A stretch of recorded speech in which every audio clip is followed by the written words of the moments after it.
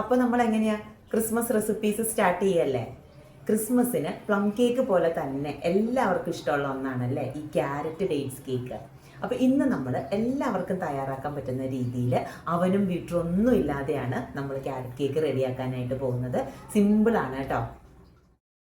അപ്പോൾ അതിനായിട്ട് ഒരു 1/4 കപ്പ് പഞ്ചസാര, ഈ വലിപ്പത്തിലുള്ള പട്ടയും ഒരു 3 ഗ്രാമ്പും ചെറിയൊരു കഷ്ണം ജാതിപത്രിയും ചേർത്ത് നന്നായിട്ട് പൊടിച്ചെടുത്ത് മാറ്റി വയ്ക്കാം.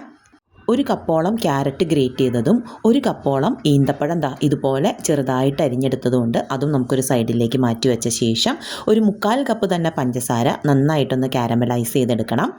സ്പൂൺ കൊണ്ട് ഇളക്കണ്ട, ഇതുപോലെ പതുക്കെ ഒന്ന് ഇളക്കി കൊടുത്താൽ മതി. അതുപോലെ ഒരുപാട് കരിഞ്ഞു പോവാതിരിക്കാൻ നോക്കണം. ഈ ഒരു കളറിൽ കിട്ടിയാൽ മതി. ഒന്ന് പതഞ്ഞു വരുന്ന പരുവം. ആ പരുവാകുമ്പോൾ നമുക്കതിലേക്ക് ഒരു 1/4 കപ്പ് വെള്ളം ചേർത്ത് കൊടുക്കാം. വെള്ളം ചേർത്ത് കൊടുക്കുമ്പോൾ ശ്രദ്ധിക്കണേ, കാരമൽ നല്ല ചൂടായിട്ടിരിക്കുകയാണ്. അതിലേക്ക് വെള്ളം ചേർക്കുമ്പോൾ നമ്മുടെ മേത്തേക്ക് തെറിക്കാതെ പ്രത്യേകം ശ്രദ്ധിക്കുക.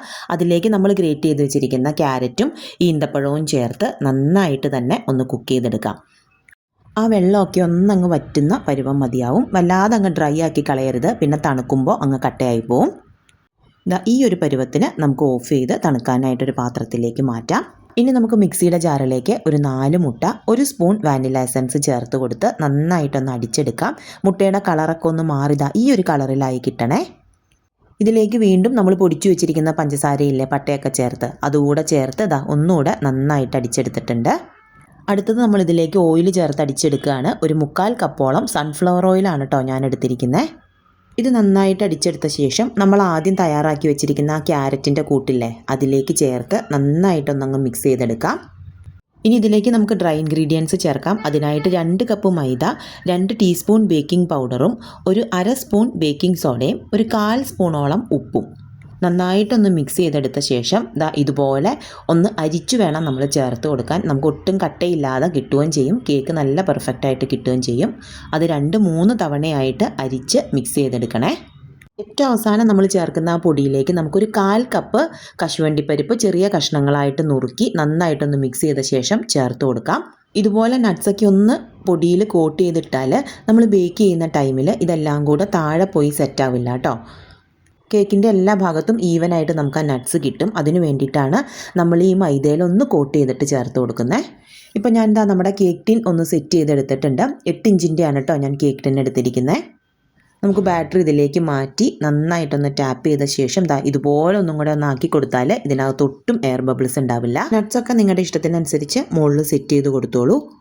ഇതിനി നമ്മൾ സ്റ്റൗ ടോപ്പിലാണ് കേട്ടോ ഇത് ബേക്ക് ചെയ്യാനായിട്ട് പോകുന്നത്. അതിനായിട്ട് ഞാൻ എടുക്കുന്നത് എൻ്റെ പഴയ ഒരു നോൺ സ്റ്റിക്കിൻ്റെ ഒരു പാത്രമാണ്. നല്ല ചൂട് കട്ടിയുള്ള ഒരു അലൂമിനിയം പാത്രം നിങ്ങളുടെ കയ്യിലുണ്ടെങ്കിൽ ആ പാത്രത്തിൽ നമുക്ക് ഈ ഒരു ബേക്കിംഗ് സെറ്റപ്പ് റെഡിയാക്കിയെടുക്കാം. ഇതിനകത്തേക്ക് ഇതുപോലെ ഒരു റിങ് ഇറക്കി വെച്ച ശേഷം ഒരു 10 മിനിറ്റ് നേരം ഒന്ന് പ്രീഹീറ്റ് ചെയ്തിട്ട് വേണം നമ്മുടെ കേക്ക് ടിൻ ഇതിലേക്ക് ഇറക്കി വെക്കാൻ. ഞാനിപ്പോൾ എടുത്തിരിക്കുന്നത് കുറച്ച് വട്ടം കുറവാണ്. കുറച്ചും കൂടെ വട്ടമുള്ള പാത്രമാണെങ്കിൽ കേക്കിൻ്റെ നടുവ് ഒട്ടും തന്നെ കുഴിഞ്ഞു പോവാതെ നമുക്ക് കിട്ടും. നമ്മൾ ഉപയോഗിക്കുന്ന പാത്രത്തിന് ചുവടുകട്ടി കുറവാണെന്ന് തോന്നിയാൽ ഇതുപോലൊരു പഴയ തവ എടുത്ത് വെച്ച ശേഷം അതിൻ്റെ മുകളിൽ നമ്മുടെ ഈ ഒരു ഓവൻ സെറ്റപ്പ് കയറ്റി വെച്ചാൽ മതി കേട്ടോ. ആദ്യത്തെ ഒരു 3 മിനിറ്റ് നേരം ഹൈ ഫ്ലെയിമിൽ വെച്ച് കൊടുക്കാം. പിന്നെ ഇത് ലോ ഫ്ലെയിമിൽ തന്നെ വെക്കാൻ പാടുള്ളൂ. ഈ ഒരു സെറ്റപ്പിൽ എനിക്ക് ഈ കേക്ക് ബേക്കായി കിട്ടാൻ ഏതാണ്ട് 1.25 മണിക്കൂറോളം എടുത്തു കേട്ടോ. അത് നമ്മൾ ഉപയോഗിക്കുന്ന പാത്രങ്ങളുടെ കട്ടിയും അതുപോലെ നമ്മുടെ സ്റ്റൗവിൻ്റെ ഫ്ലെയിമിനെയും ഡിപ്പെൻഡ് ചെയ്യും. കേക്കിൻ്റെ ചൂട് നന്നായിട്ട് ആറിയ ശേഷം മാത്രമേ ഇത് കട്ട് ചെയ്യാവുള്ളൂ. നല്ല പെർഫെക്റ്റ് ആയിട്ട് നമുക്ക് നമ്മുടെ കേക്ക് കിട്ടിയിട്ടുണ്ട്. അവനും ബീറ്ററും ഒന്നും ഇല്ലാതെ നമ്മൾ ഉണ്ടാക്കിയെടുത്ത കേക്കാണ്.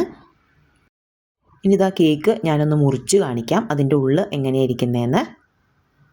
കണ്ടല്ലോ, നമ്മുടെ കേക്ക് നല്ല അടിപൊളിയായിട്ട് കിട്ടിയിട്ടുണ്ട്. അപ്പോൾ ഈ വരുന്ന ക്രിസ്മസിന് ഇതുപോലെ കേക്ക് ഒന്ന് ഉണ്ടാക്കി നോക്കേ.